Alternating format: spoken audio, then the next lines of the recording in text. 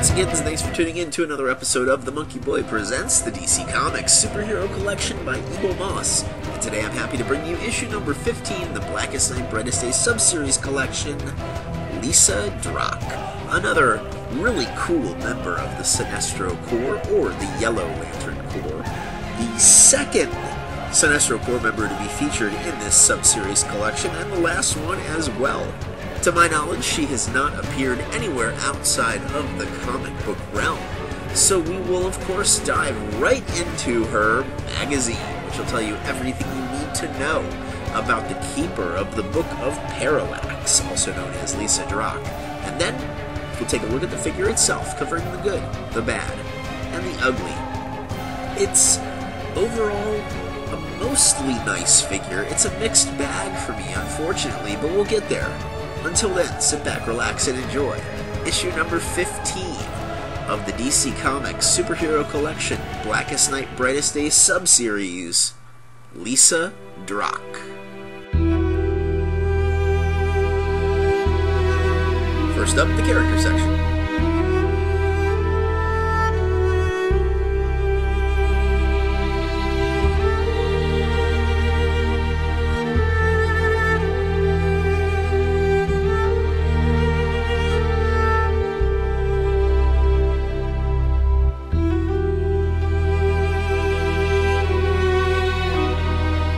Which reveals that very little is known about the woman known as Lyssa Drak.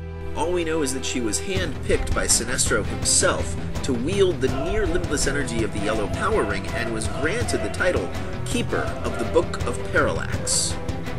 Lyssa studied the Book of Parallax and became intimately familiar with its terrifying stories and its arcane knowledge.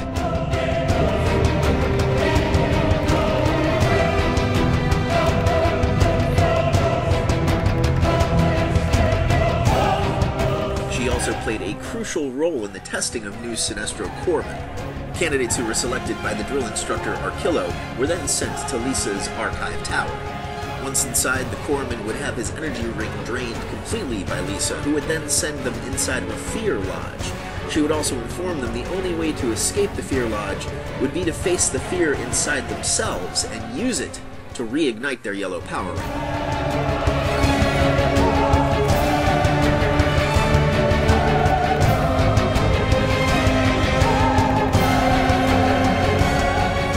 During the Sinestro Corps War, Lyssa actually got to see some action, torturing a couple of Green Lanterns, including Guy Gardner. She was ultimately captured and imprisoned by other Green Lanterns, including Hal Jordan, and sentenced to a lifetime inside of a science cell on Oa.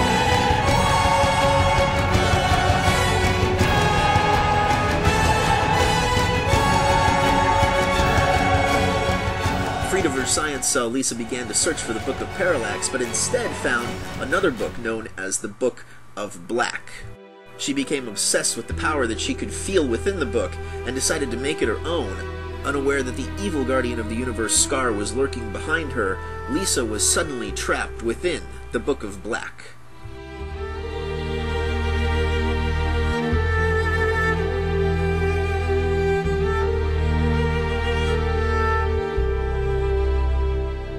Blackest Night raged across the universe, Lyssa was trapped within the Book of Black and tormented with horrific scenes of all the Black Lanterns across the universe. She was eventually freed from the book by another former Guardian known as Krona, who was on a quest to find the fear entity Parallax and the other 6 emotional entities.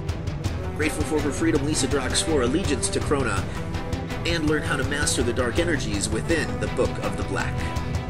Krona and Lyssa were eventually confronted by Hal Jordan and other members of the Corps in the color spectrum, and Lyssa, proclaiming herself the Story Vampire, used her new dark powers to fight against the multicolored Corps and her former master, Sinestro.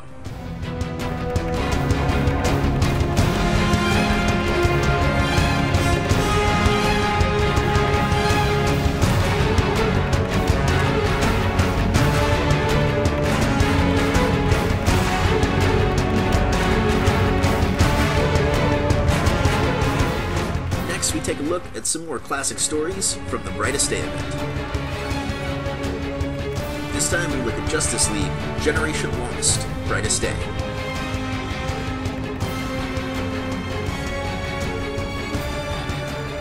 This massive 24-part series takes place after the Blackest Night is over.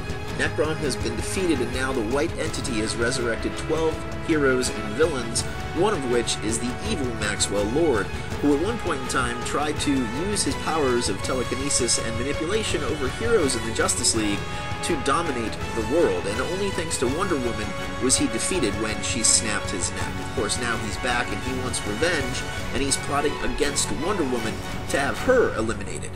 Using his vast resources and his telepathic abilities, he gets the entire world to forget that he even existed, save for a handful of heroes who ironically used to be under his employ in the Justice League International. Together, Booster Gold, Captain Atom, Fire, and Ice track down other members of the Justice League International and recruit the new incarnations of former members like Jaime Reyes, the current Blue Beetle, and the newest, Rocket Red.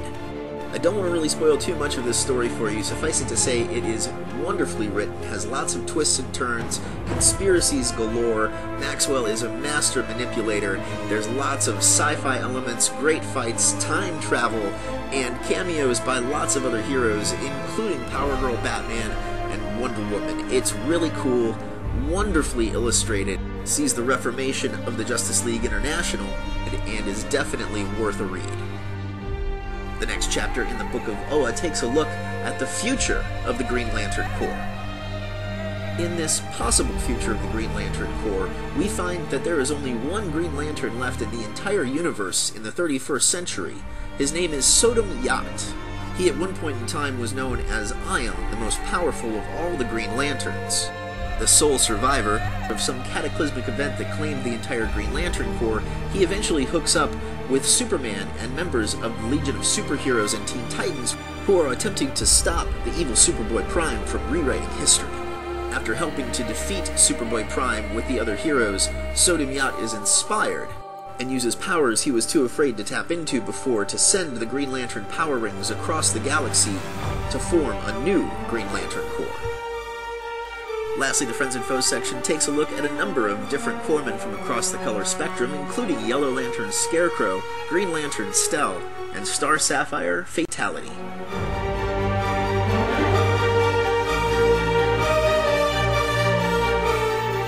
And here we have Lyssa Drak, the second and final Yellow Lantern or Sinestro Corps member of the Blackest Night, Brightest Day subseries. And first of all, ladies and gentlemen, this is the award winner for the most scantily clad female character out of the entire collection. Yes, ladies and gentlemen, she is barely covered, as you can see, but she's a blue-skinned alien, so that makes it okay.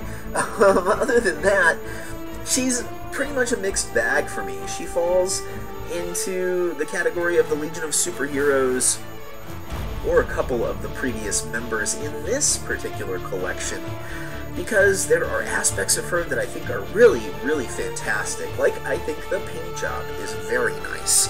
The yellow on her is a very nice metallic yellow. It looks like it's made out of energy. The black is also nice and glossy. Even her blue skin is cool. It has a nice flesh tone to it, even though it is blue, as I said. The chains are fantastic on her. They're yellow in color, but they're actual real chains. Oh, and as you can see, the book that she carries, the Book of Parallax, is on this nice clear plastic pedestal, so it looks as though it's floating. It plugs in very easily, and it's very well detailed. There's like fake inscription on the inside, and the outside has the latches to the book, the Sinestro Corps logo. It's very well done, all the way down to her bare feet and her toes. So, you know, there are things about her I don't like the facial sculpt you can see is just sort of meh. But there are things I really do like. And at least she looks like a member of the Sinestro Corps. I'll talk a little bit more about her and what I do and don't like in the next section in a moment. Lyssa Drak stands atop the Sinestro Corps logo, and the underside of the base features her name and serial number. And to give you a sense of size and scale, here she is next to the founder of the Sinestro, or Yellow Corps, Sinestro. Beside the first member of the Sinestro Corps in the Blackest Night, Brightest Day subseries, Parallax. A shot alongside all the other members of the Sinestro Corps that have been released as part of the Eaglemoss collection. And finally, a group shot alongside a representative of the color spectrum. Lyssa Drak is another figure that's a mixed bag for me. There's a lot of good here mixed with a lot of bad. The pose, the sculpt, and mostly the paint is nice, but there are some really sloppy details on this figure. We'll start with the good, which really does dominate the figure. I love the pose. I think the sculpt is really well done for the most part. I think the paint is pretty much flawless, and the fact that she has the Book of Parallax floating alongside her with the actual chains is a fantastic accessory and a great touch to include. As you can see at the base of the figure, her feet are really well sculpted. She is barefoot. There's a nice flesh tone to that blue fleshy paint that they gave her.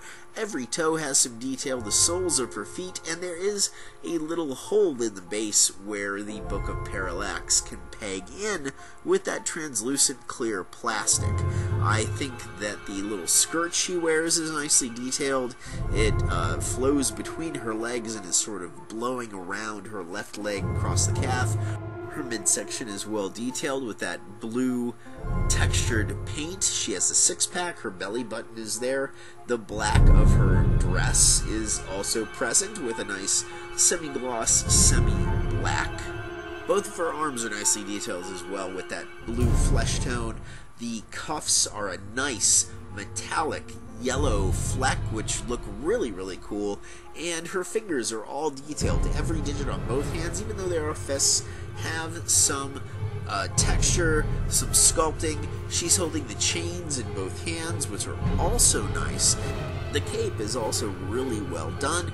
You can see it has some really nice ruffles and ridges, great shadowing and shading. It's a semi-gloss, semi-flat black that flows all the way up her back. It looks like it's blowing around. It's a great detail to include on her. The chains are also nice. They are, as you can see, actual chains that you can move. There are two of them. They're attached to the metallic gold cuffs, yellow cuffs, and they're the same color as well, and a really, really neat touch. The collar on her neck is really well done. It has, of course, the Sinestro Corps logo, and it is a nice metallic yellow flecked paint. Finally, the Book of Parallax is a really awesome detail to include. The translucent peg that plugs into the base, so it looks as though the book is floating alongside Lyssa, is really cool. There are lines on the page in the same metallic gold fleck as the gold on her armor pieces. The pages have a great papery sort of look to them. The outside of the book has the clasps in that yellow gold fleck. The book itself looks really well textured. It's a nice brown. It even has some chips and some wearing along the spine and on the edges of the book, and is a fantastic touch to have with the keeper of the Book of Parallax. Moving on to the bad, my biggest complaint would have to be the fact that both of the Sinestro Corps logos, both the one on her chest and the one on the outside of the Book of Parallax, are stickers. They're decals. I wish that they were stenciled or painted. It really is disappointing, but it is a tough logo to do, so I sort of get why they decided to use stickers. She's also missing her Sinestro Corps or Yellow Lantern ring. It's very painfully obvious and is sorely missed. The head sculpt is really poor. I don't like the fact that she has sort of a closed mouth. Her eyes are kind of crossed. Her neck looks really large. It's very sloppy paint where the collar meets the neck of Lyssa. Her hair just sort of gets lost in the cape. It's the same paint, the same sort of texture. It's kind of sloppy, and I just really wish that she looked a little bit more attractive, had the fangs, maybe an open mouth like she was screaming, and didn't have crossed eyes. Really, the head sculpt is the biggest disappointment for me. Lastly, the Book of Parallax is made entirely out of plastic, not just the translucent piece that pegs into the bottom, so you want to make sure it isn't broken or chipped before you purchase if you can. Also, the chains that connect Lyssa to the book are fragile, so if you can check before you purchase, I recommend doing so. Otherwise, she is cast entirely in lead. Overall, I like Lyssa Drak. I think she's a nice addition to this line. It's cool to have an actual member of the Sinestro Corps who is wearing the yellow and black, who has the Sinestro Corps logo or Yellow Lantern Corps logo. She looks cool next to Sinestro. Love the chains, the fact that the Keeper of the Book of Parallax includes the Book of Parallax, and honestly I think she is slightly superior to her predecessor Parallax, who was the first issue in this series. She looks awesome alongside the other members of the Sinestro Corps, both from the regular Eaglemoss collection and this sub-series collection.